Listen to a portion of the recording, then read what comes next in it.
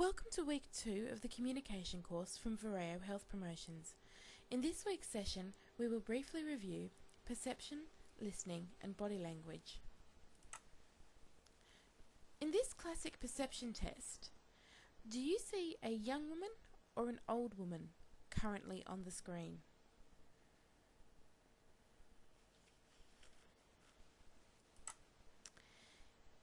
You can see the side view of a beautiful young lady,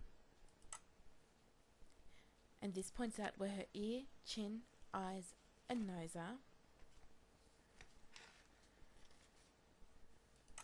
But you can also see the full face view of an old woman wearing a headscarf and a coat.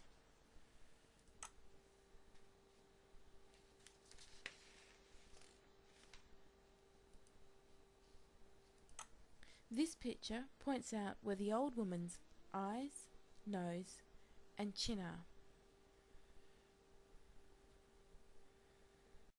Our government has a firm policy not to capitulate to terrorist demands, that no concessions policy remains in force.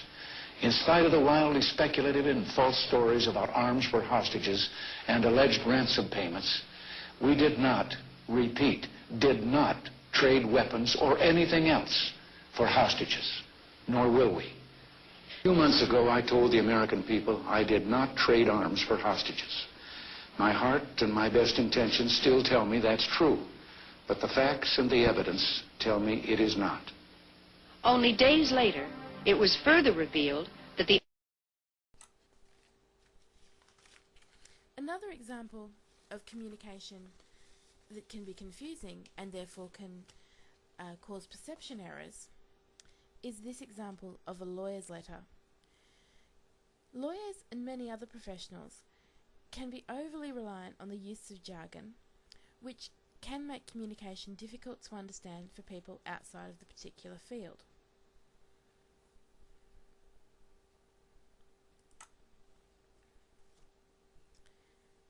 Moving on to listening. Every day, all around you, you will hear sounds.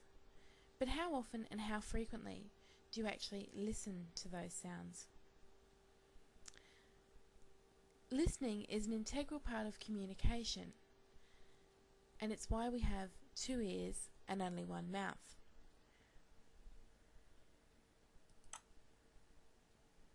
Some tips to help you involve yourself in active and engaged listening are to be observant to the other party's body languages and gestures.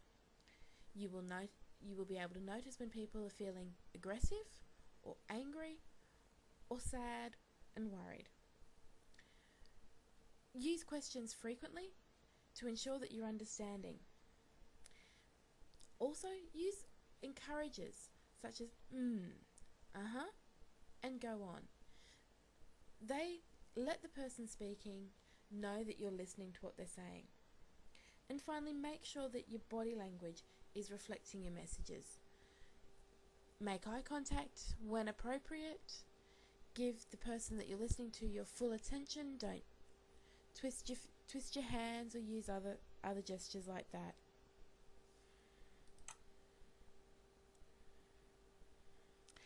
Other tools you can use to ensure that your listening is in tip-top shape is to avoid being judgmental and be aware of your own emotional biases. And take some time to reflect on what the other person has said and reflect it back to them. Say it back to them in a manner that says, I have listened to you. I want to make sure that I am understanding what you're saying to me.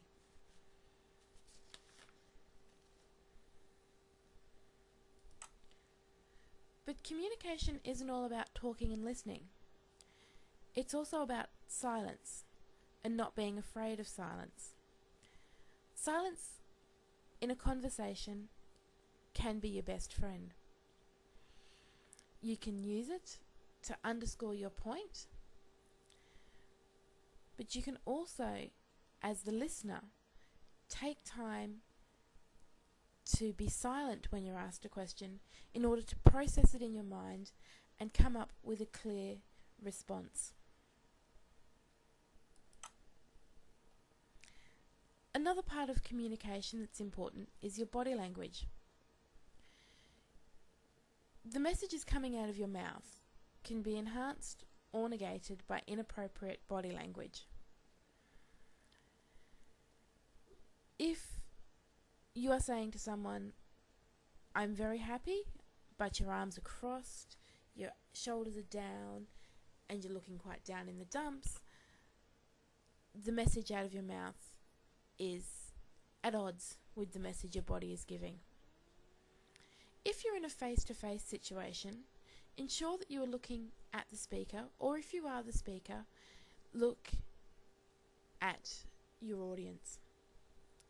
And always be aware of barriers to communications, such as desks, height differentials, and status differentials.